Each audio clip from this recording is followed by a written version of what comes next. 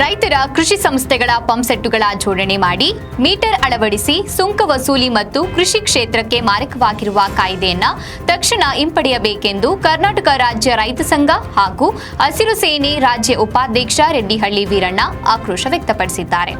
ಅವರು ಚಳ್ಳಕೆರೆ ನಗರದ ಬೆಸ್ಕಾಂ ಇಲಾಖೆಯ ಸಹಾಯಕ ಎಕ್ಸಿಕ್ಯೂಟಿವ್ ಇಂಜಿನಿಯರ್ಗೆ ಮನವಿ ಸಲ್ಲಿಸಿ ಆಕ್ರೋಶ ವ್ಯಕ್ತಪಡಿಸಿದರು. ಈ ದೇಶಕ್ಕೆ ಏನಾದರೂ ರಕ್ಷಣೆ ಬೇಕಂತಂದ್ರೆ ದೇಶದ ರಕ್ಷಣೆ ಮಾಡ್ತಕ್ಕಂಥ ಸೈನಿಕ, ಈ ದೇಶಕ್ಕೆ ಏನಾದರೂ ಅನ್ನ ಬೇಕಂದ್ರೆ ದುಡಿತಕ್ಕಂಥ ರೈತ ಕಾರ್ಮಿಕ.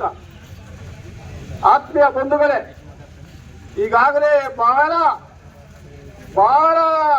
ಏನು ಹಂಗೆ ನಾವು ರೈತರಂಗೆ ಇದು ಮಾಡ್ತೀವಿ ಅದು ಮಾಡ್ತೀವಿ ಅಂತ ಹೇಳಿದಂಥ ಸರ್ಕಾರಗಳು ನಮ್ಮನ್ನು ಕಡೆಗಣಿಸಿ ಇದುವರೆಗೂ ಸಹ ಯಾವುದೇ ಸೌಲಭ್ಯ ಕೊಡಲಿಲ್ಲ.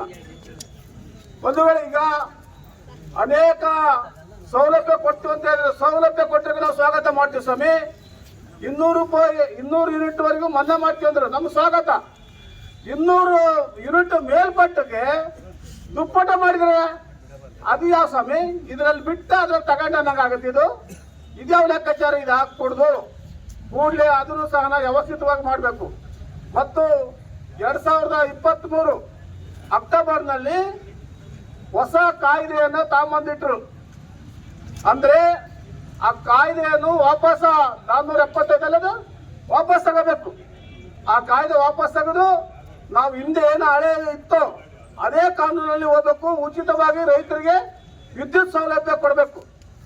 ಆ ವಿದ್ಯುತ್ ಸೌಲಭ್ಯ ಕೊಟ್ರೆ ಅನ್ನ ಬೆಳೆದಂತ ರೈತ ಬರೀ ರೈತರು ತಿನ್ನಲ್ಲ. ಏನು ಅಧಿಕಾರಿಗಳಿದಾರಲ್ಲ, ಮುಖ್ಯಮಂತ್ರಿ ಇದಾರಲ್ಲ, ಪ್ರಧಾನಮಂತ್ರಿ ಇದಾರಲ್ಲ, ಎಲ್ಲ ಈ ದೇಶದಲ್ಲಿ ಇರ್ತಕ್ಕಂಥ ಎಲ್ಲ ಜೀವಿಗಳು ಸಹ ರೈತ ಬೆಳೆದಂತ ಅನ್ನ ತಿನ್ನಬೇಕು, ಸಗಣಿ ತಿನ್ನಲ್ಲ. ದಯವಿಟ್ಟು ಅರ್ಥ ಮಾಡ್ಕೊಳ್ಳಿ ರೈತರ.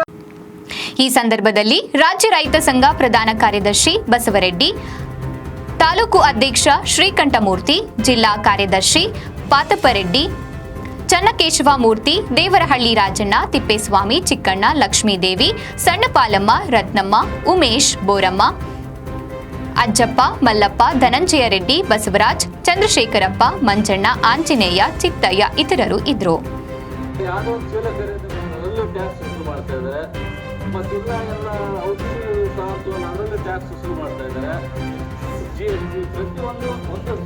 ನಾವು 1 ಲಕ್ಷ ಬೆಳೆದ್ರೆ 40,000 ರೂಪಾಯಿಗಳು ಸರ್ಕಾರ ವಾಪಸ್ ತಗೊಳ್ಳುತ್ತೆ. 40,000 ವಾಪಸ್ ತಗೊಂಡಾಗ ನಮಗೆ ಬರ್ತಕ್ಕಂಥದ್ದು ಸ್ವಲ್ಪ ಕೊಡ್ತದೆ. ಅದರಲ್ಲಿ ನಮಗೆ ವಿದ್ಯುತ್ತನ್ನು